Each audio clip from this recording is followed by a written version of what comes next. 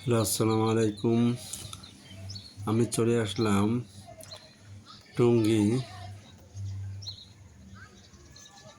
নদীবন্দর পার্কের। আমি আজকে আপনাদের দেখাবো পার্কের সামনে এবং পার্কের ভিতরে কি কি আছে এবং তুরাগ নদীর পাশে এই পার্কটা খুব সুন্দর। আপনারা যারা টঙ্গী এবং উত্তরা থাকেন তারা ইচ্ছে করলে পার্কটা এসে ঘুরে যেতে পারেন। এটা হচ্ছে বিআইডব্লিউডি এর একটা পার্ক।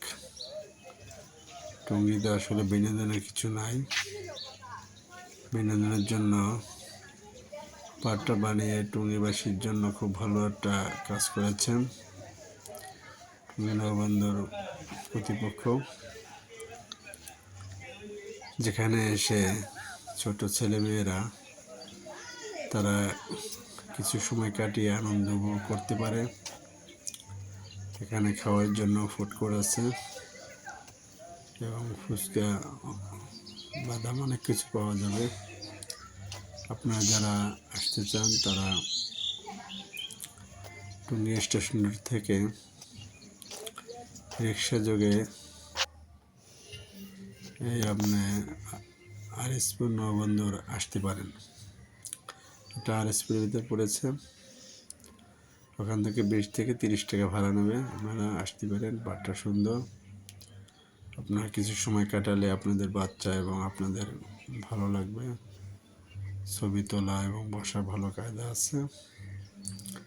আমি আসছিলাম সকালবেলা একটু মর্নিং ওয়ার্কে, তখন আমি পার্কটা একটু ছবি তুললাম।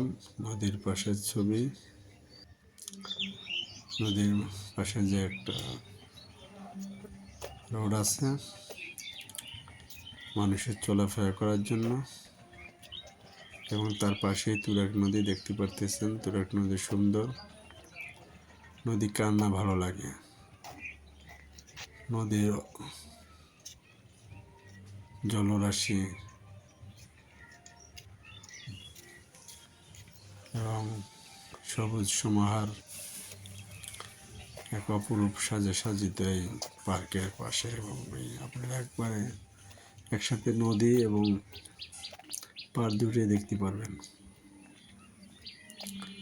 এখানে যারা মর্নিং ওয়ার্কে আসে তারাও এগুলো উপভোগ করে, অথবা ভিতরে ঢোকা যায় না, বাইরে থেকে দেখা যায়।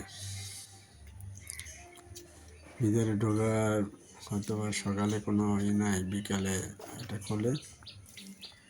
বিকালে আপনারা 50 টাকা দিয়ে প্রবেশ করতে পারবেন ভিতরের দিকে। একসময় এটা ছিল একটা খেলার মাঠ, পোলাপান এসে ক্রিকেট খেলতো, আমরা একসময় এখানে খেলতাম। কিন্তু বিআইডব্লিউ কর্তৃপক্ষ চিন্তা করলো টঙ্গীবাসীর কোনো বিনোদনের জায়গা নাই, তাই এটা বানিয়েছে।